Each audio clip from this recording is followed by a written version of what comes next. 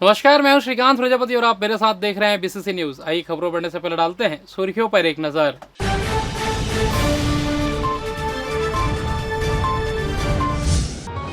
रावण दहन कार्यक्रम को लेकर विवाद, आयोजन समिति ने कहा चल रही मनमर्जी। कांग्रेस का जंगी प्रदर्शन बिलासपुर, पीसीसी अध्यक्ष ने भरी हुंकार।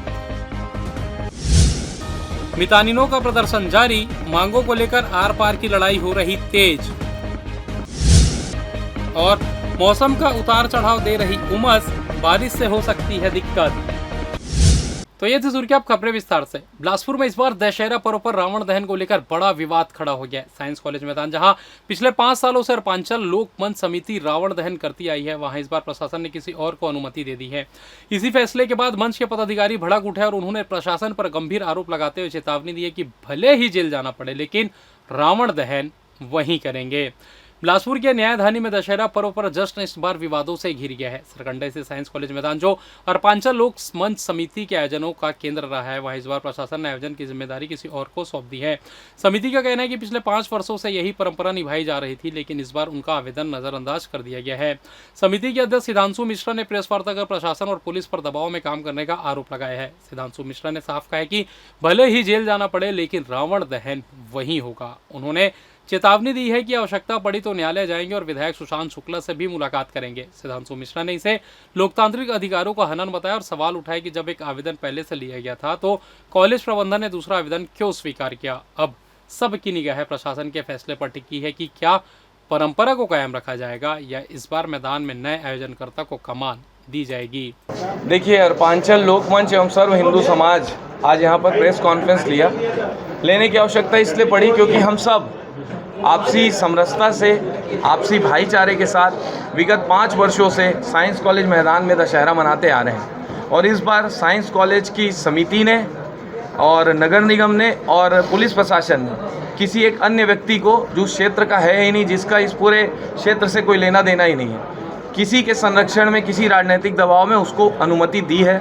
और हम यहाँ पर आपके माध्यम से प्रशासन से अनुरोध करने आए हैं कि हम सब हाथ जोड़ के अनुरोध करते हैं कि हम सब वहाँ अपने घर परिवार और अपने क्षेत्रवासियों के साथ समरसता के साथ त्यौहार मनाते हैं। हमको त्यौहार मनाने दिया जाए। और ये जो भी है, जिसको इन्होंने दिया है कोई सिद्धार्थ भारती, हमें नहीं पता, हमको उससे कोई मतलब भी नहीं है। राज्य स्थापना के 25 वर्ष पूरे होने के उपलक्ष्य में शासकीय स्कूलों में एलुमनाई मीट का आयोजन किया जा रहा है। इसी कड़ी में सेजेस लिंगाडी में भी एलुमनाई मीट का आयोजन रविवार को आयोजित किया गया था, जहां 2008-9 से 2024 तक अध्ययन कर चुके छात्रों में अपनी सेवाएं दे रहे शिक्षकों शिक्षिकाओं को आज एलुमनाई मीट के अवसर पर एक मंच पर आमंत्रित किया गया। इस गरिमामयी कार्यक्रम में संस्था के 3 पूर्व प्रचारक मुख्य अतिथि के रूप में उपस्थित रहे। साथ ही पूर्व प्रधान पाठक भी शामिल हुए। कार्यक्रम की अध्यक्षता विद्यालय के प्राचार्य डॉक्टर M.K. मिश्रा ने की। मां सरस्वती की पूजा अर्चना के साथ शुरू हुए इस आयोजन में पंजीकरण के बाद पूर्व छात्रों ने अपने अनुभव साझा किए। इस दौरान बस्तर से आए पूर्व छात्र, जो वर्तमान डॉक्टर कुलदीप, ने विद्यालय की शिक्षा और अनुशासन को अपने जीवन की सफलता की कुंजी बताया। कार्यक्रम में बच्चों को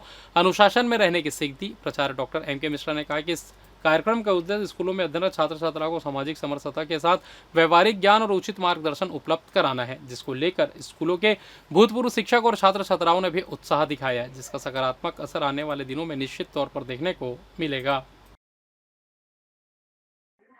चूँकि मैं यहाँ पे 2008 से 12 तक काम की हूँ और मेरे सभी बच्चे, मेरे पढ़ाए हुए जितने बच्चे थे वो तो निकल गए हैं। फिर भी मैं सभी बच्चों के लिए यही निवेदन करूँगी, उनके लिए यही दुआ करूँगी कि वो अपने जीवन में आगे बढ़ें और अच्छे आचरण और अच्छे व्यवहार के साथ एक समाज में अपनी स्थिति को वो मजबूत करें, ये मैं चाहती हूँ। और समाज में इनका नाम अच्छा हो, ऊंचा हो, ये मेरी कामना है। छत्तीसगढ़ शासन के 25 वर्ष पूरे होने की स्थिति में एलुमनी की बैठक हम लोगों ने आयोजित की है। और आज 2000 से लेकर के 2025 तक के जो भी हैं उनका हम सम्मान कर रहे हैं यहाँ पर। और पुराने टीचर्स आए हुए हैं यहाँ पर, पुराने प्रिंसिपल्स आए हुए हैं और पुराने टीचर्स यहाँ पर आए हुए हैं और बच्चे भी पर्याप्त मात्रा में हैं। हम सभी शासन के निर्देशानुसार इनको जोड़ना चाहते हैं, वो अपने स्कूल से जुड़ें और वो किस तरीके के उनके अनुभव रहे, ताकि आगे आने वाले बच्चे भी समाज से जुड़ाव महसूस करें और हम सब लोग भी इनके आधार पर इनके लिए कोई कार्य योजना बना सकें और समाज में स्कूल को हम आगे ले जा सकें। लाल बहादुर शास्त्री स्थित देवकीनंदन दीक्षित भवन में सड़क सुरक्षा सप्ताह मनाया गया। इस कार्यक्रम में जिले भर से बड़ी संख्या में छात्र छात्राओं ने हिस्सा लिया। आयोजन का मुख्य उद्देश्य विद्यार्थियों को सड़क सुरक्षा के प्रति जागरूक करना और ट्रैफिक नियमों के पालन के लिए प्रेरित करना था। कार्यक्रम के दौरान छात्र छात्राओं ने सड़क सुरक्षा विषय पर वाद विवाद प्रतियोगिता में भाग लिया और अपने विचार रखे। बच्चों ने सड़क दुर्घटनाओं को रोकने के उपाय और ट्रैफिक नियमों की अहमियत पर अपने दृष्टिकोण साझा किया। इससे उनमें न केवल जागरूकता बढ़ी बल्कि जिम्मेदारी का भाव भी विकसित हुआ। इस मौके पर बिलासपुर कलेक्टर संजय अग्रवाल, पुलिस अधीक्षक रजनेश सिंह और जिला शिक्षा अधिकारी विजय पांडे विशेष रूप से उपस्थित रहे। कलेक्टर संजय अग्रवाल ने छात्रों को संबोधित करते हुए सड़क दुर्घटनाओं से बचाव के कई महत्वपूर्ण उपाय बताए। उन्होंने कहा कि छोटी सी लापरवाही बड़ी दुर्घटनाओं का कारण बन सकती है, इसलिए हर व्यक्ति को यातायात नियमों का पालन करना चाहिए। चीजें उतनी अच्छी होंगी और किसी भी जिले में, किसी भी घर में, किसी भी व्यक्ति की इस तरह से कोई दुर्घटना नहीं होनी चाहिए कि किसी की डेथ हो जाए। डेथ होनी चाहिए क्या? डेथ नहीं होनी चाहिए, क्योंकि ये जीवन बहुत अमूल्य है। हम इस सोसाइटी को बहुत कुछ देना है, हम सब लोगों को इस सोसाइटी को, क्योंकि इस सोसाइटी ने हम लोगों के लिए बहुत कुछ किया है। किए हैं कि नहीं? सारे लोग आज हम चाहे हम कोई 60 साल के हो गए हों, 80 साल के हो गए हों, 30 साल के हो गए हों, 20 के हो गए हों, इस सोसाइटी के लोगों ने उनके लिए किया, तभी तो वो बड़े हुए। इधर हटिया दुर्ग एक्सप्रेस के जनरल कोच से एएसआई का पिट्ठू बैग चोरी करने वाले आरोपी को जीआरपी ने दबोच लिया है। आरोपी के पास से 2 पिस्टल, 24 कारतूस, 3 खाली मैगजीन और मोबाइल फोन बरामद हुए। हालांकि बैग में रखे 10,000 रुपए में से केवल 700 रुपए ही मिले, वहीं बाकी रकम आरोपी ने खर्च कर दिया। यह वारदात 4 सितंबर को चापा और भाटापार स्टेशन के बीच हुई थी। एएसआई योगेंद्र प्रसाद ओझा हटिया से दुर्ग जा रहे थे, तभी उनका पिट्ठू बैग गायब हो गया। बैग में हथियारों के अलावा मोबाइल और नकदी भी थी। बिलासपुर स्टेशन के सीसीटीवी फुटेज से एक युवक को बैग लेकर कोच से उतरते देखा गया था। जांच के बाद पुलिस ने आरोपी की पहचान रंजित मरकाम, ग्राम खमरिया, थाना भाटा पारा के रूप में की और उसे हिरासत में लेकर पूछताछ की गई। उसने पूछताछ में बताया कि हथियार और मोबाइल बरामद कर लिया गया। आरोपी के खिलाफ विभिन्न धाराओं में मामला दर्ज कर उसे जेल दाखिल कर दिया गया है। गणेश उत्सव के समापन के साथ ही गणेश प्रतिमाओं के विसर्जन का दौर जारी है। इसी कड़ी में श्रीगिट्टी वार्ड क्रमांक 10 में यादव परिवार द्वारा पिछले 25 वर्षों से लगातार गणेश चतुर्थी का भव्य आयोजन किया जाता है। इस वर्ष भी 11 दिनों तक यहां पर अलग अलग सांस्कृतिक और धार्मिक कार्यक्रमों का आयोजन किया गया। कार्यक्रम में भक्ति रस से ओतप्रोत माहौल देखने को मिला, जिसमें हर आयु वर्ग के लोगों ने बढ़ चढ़कर हिस्सा लिया। पूरे 11 दिन तक बच्चों और युवाओं द्वारा विशेष प्रस्तुतियां दी गई। इनमें भगवान गणेश की लीलाओं पर आधारित नाट्य मंचन, रंगोली प्रतियोगिता, भजन कीर्तन और रामायण पाठ जैसे कार्यक्रम प्रमुख आकर्षण बने। श्रद्धालुओं ने इन आयोजनों का आनंद उठाया और पंडाल लगातार भक्तों से भरा रहा। कार्यक्रम की समाप्ति पर यादव परिवार द्वारा विराजमान कराई गई गणेश प्रतिमा का विधि विधान से पूजन किया गया। इसके बाद धूमधाम और ढोल ताशों की गूंज के बीच भक्तों ने बप्पा को विदाई दी। इस दौरान महिलाओं, पुरुषों और बच्चों ने एकजुट होकर उत्साहपूर्वक विसर्जन में अपना हिस्सा लिया। विसर्जन के अवसर पर बड़ी संख्या में श्रद्धालु शामिल हुए। महिलाएं विशेष रूप से उत्सुकता के साथ इस जुलूस का हिस्सा बनी और ढोल नगाड़ों की थाप पर नाचते गाते भगवान गणेश को विदाई दी। श्रद्धालुओं ने विश्वास जताया कि अगले वर्ष बप्पा फिर से घर घर और पंडालों में विराजेंगे और भक्तों की मनोकामनाएं पूर्ण करेंगे। 9 सितंबर को वोट चोर गद्दी छोड़ को लेकर कांग्रेस के दिग्गज नेता सचिन पायलट की अगुवाई में होने वाली आम सभा के विषय में जानकारी देने प्रदेश कांग्रेस कमेटी के अध्यक्ष दीपक बैस सोमवार को बिलासपुर कांग्रेस भवन में पहुंचे और पत्रकारों से चर्चा की। उन्होंने पत्रकारों से बात करते हुए कहा कि भाजपा सरकार वोट चोरी कर अपनी सरकार बना रही है। अलग अलग राज्यों में वोट चोरी के मामले उजागर होने के बाद अब कांग्रेस पार्टी सतर्क हो गई है, जिसे देखते हुए कांग्रेस पार्टी प्रदेश भर में आंदोलन कर रही है, जिसे लेकर बिलासपुर में वोट चोर गद्दी छोड़ अभियान के तहत मुंगेली नाका में बड़ा आंदोलन मंगलवार को किया जाना है, जिसमें कांग्रेस के दिग्गज नेताओं के साथ ही बड़ी संख्या में कांग्रेसी कार्यकर्ता मौजूद रहेंगे। कांग्रेस पार्टी के नेताओं का आरोप है कि भाजपा सरकार वोट चोरी करके चुनाव जीतती है, जिससे लोकतंत्र और संविधान का हनन हो रहा है।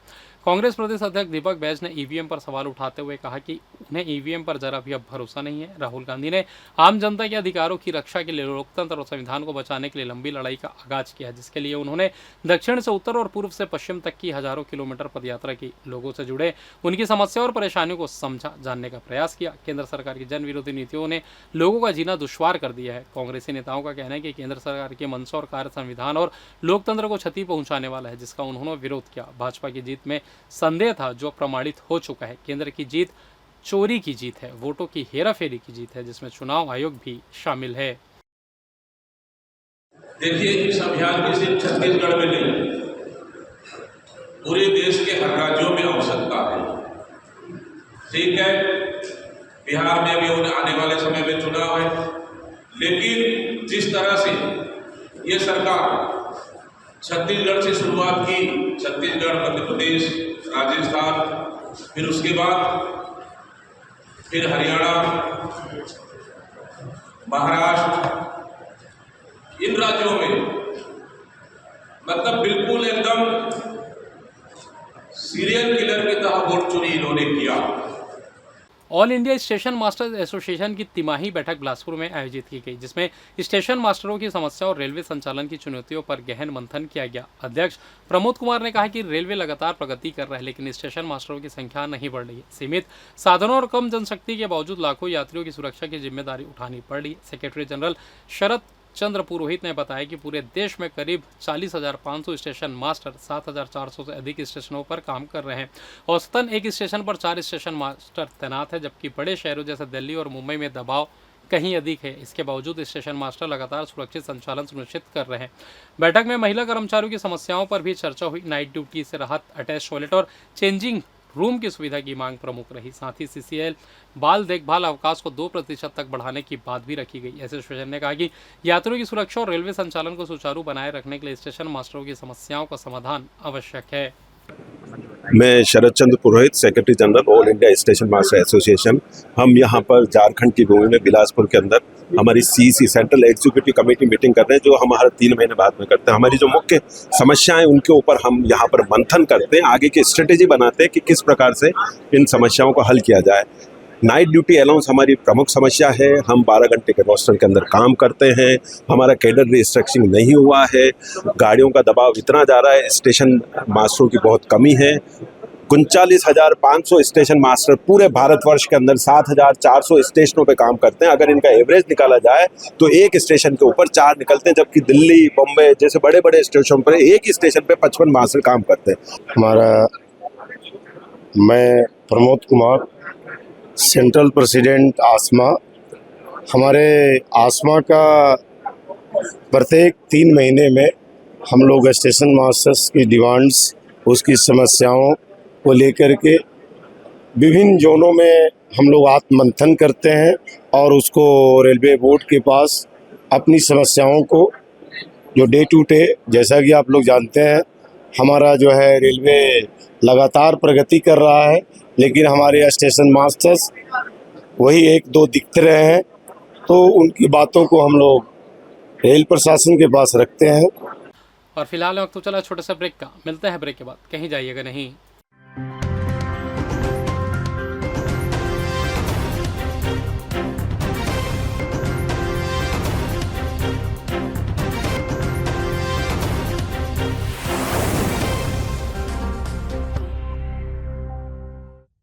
और ब्रेक के बाद आप सभी का स्वागत है। ये बढ़ता अगली खबर की ओर। छत्तीसगढ़ में मितानिन कार्यकर्ताओं का विरोध थमने का नाम नहीं ले रहा है। प्रदेश की 99% से अधिक मितानिन प्रशिक्षक, ब्लॉक समन्वयक और हेल्प डेस्क फैसिलिटेटर इस समय अपनी मांगों को लेकर हड़ताल पर है। इसी बीच शासन द्वारा जारी एक आदेश ने विवाद और गहरा कर दिया है। दरअसल राष्ट्रीय स्वास्थ्य मिशन की ओर से हाल ही में एक आदेश जारी किया गया है, जिसमें मितानिन प्रशिक्षकों की क्षतिपूर्ति राशि के भुगतान का सत्यापन स्वास्थ्य पंचायत समन्वयक से कराने की बात कही गई है।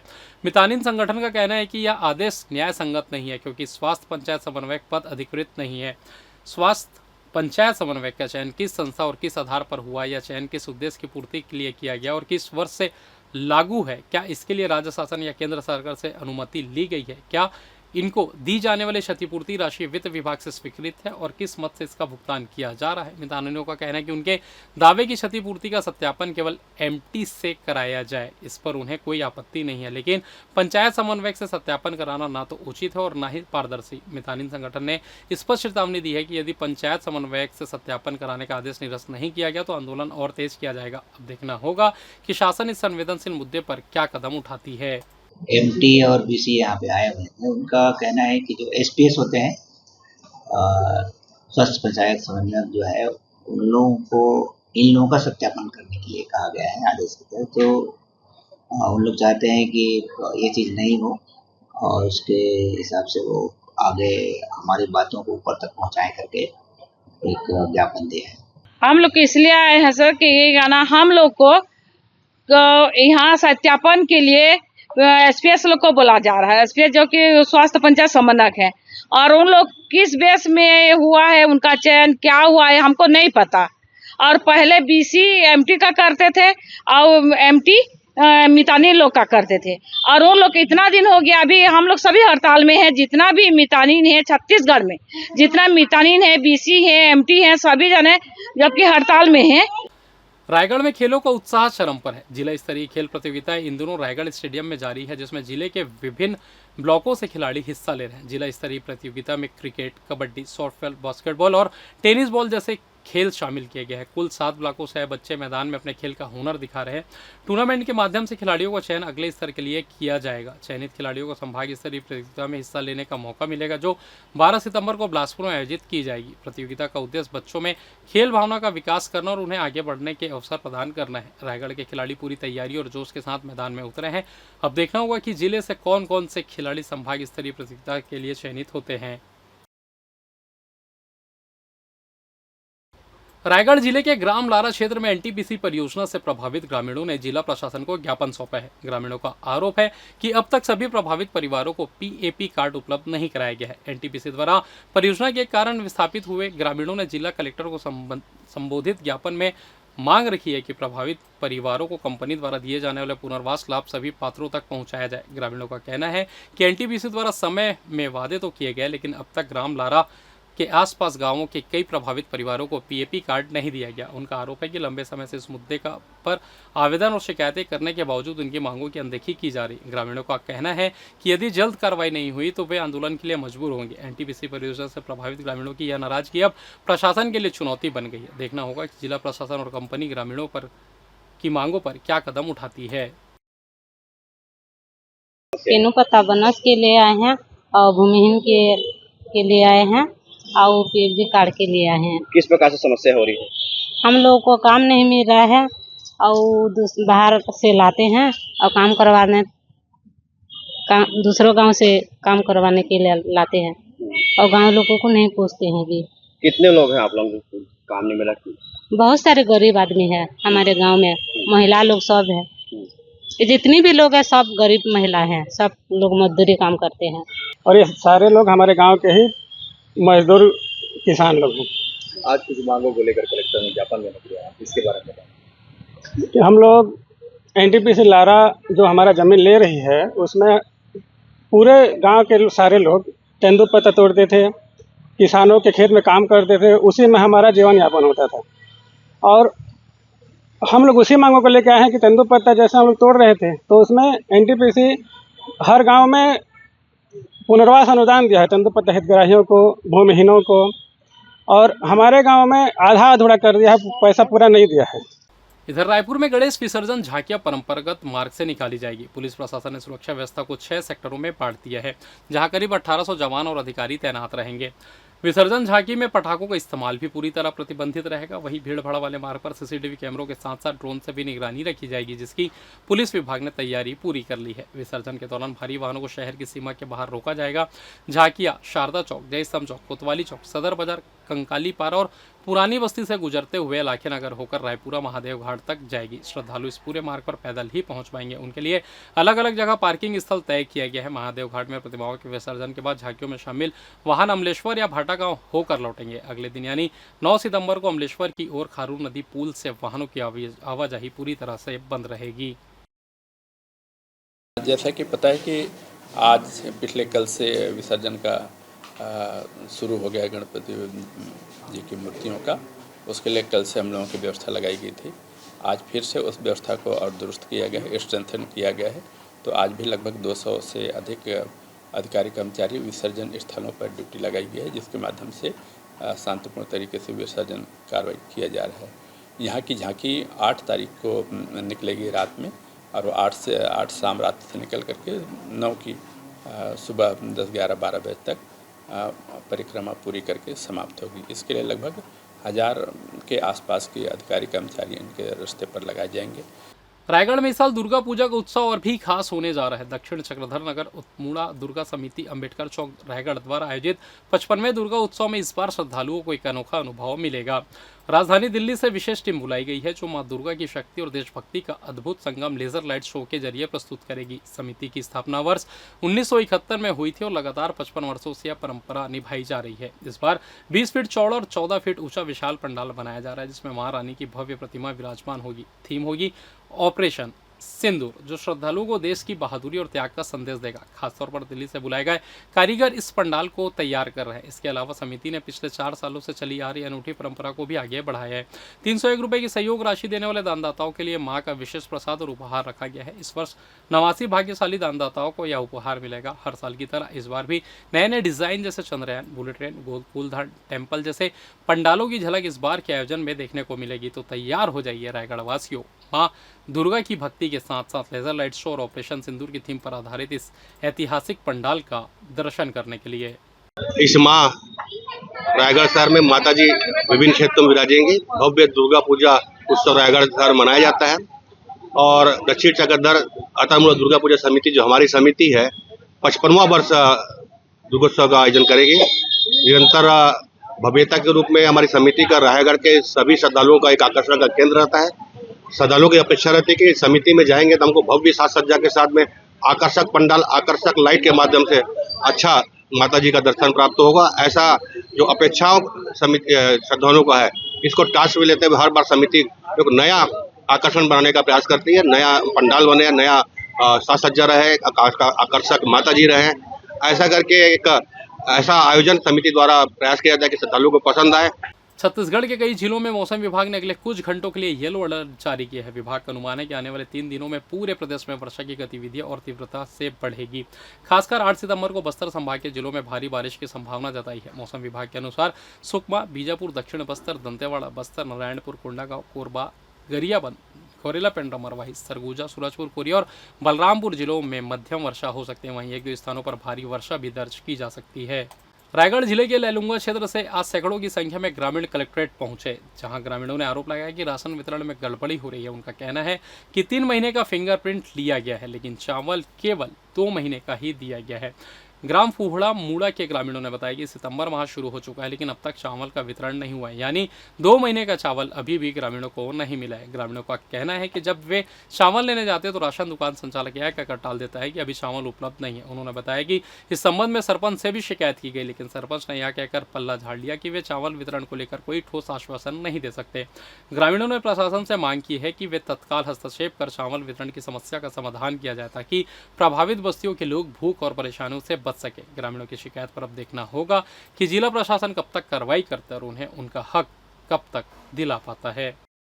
और चावल के विषय में यहाँ कलेक्टर जी के पास आए हैं और हमारे यहाँ ना 3 महीना का फिंगर लगा है और चावल 2 माह का मिला है, 1 माह का बाकी है और अभी ये सितंबर आया है, इसका भी बाकी है, इससे 2 माह का बाकी है। क्या बोलते हैं आप चावल लेने जाते हैं? चावल लेने जाते हैं तो अभी चावल नहीं आया है करके बोलते हैं और फिंगर लगा लेते हैं पहले से। शिकायत वगैरह कहीं किए हैं गांव में? सरपंच बोले हैं सरपंच के पास तो बोलता है कि वर्तमान सरपंच है ना वही, वो बोलता है मैं चावल का भी रिचार्ज नहीं लिया हूँ, चार्ज नहीं लिया हूँ बोलता है। तो कितने लोग हैं आप लोग जिनको चावल नहीं मिला लगभग? इसमें पूरा बस्ती है। हम मतलब कि फिंगर लगवाते फिर बोलते कि फिंगर लगवाते फिर देवो चावल करके बोलती है। अभी 3 महीना के फिंगर लगवा रही देवो करके तो 2 महीना के चावल मिली से और फिर लगवा रही तो फिर 2 महीना के फिर नहीं मिली से, तो कुल मिला के हमारा 3 महीना के चावल नहीं दी मिली से। कब ले समस्या? अभी तो बहुत टाइम दे। एक शिकायत कहाँ करें? अभी तो कोई कहा नहीं, अभी कलेक्टर ऑफिस में आए हैं शिकायत कर रहे हैं। सरपंच क्या करते हैं? सरपंच बोलते देवो करके तो सचिव अपन बोलते कि फिंगर लगाओ तो बाद में फिर चावल मिली। और फिलहाल इस बुलेटिन में बस इतना ही। मुझे दीजिए इजाजत, फिर होगी आपसे मुलाकात। तब तक देखते रहिए BCC न्यूज़। नमस्कार।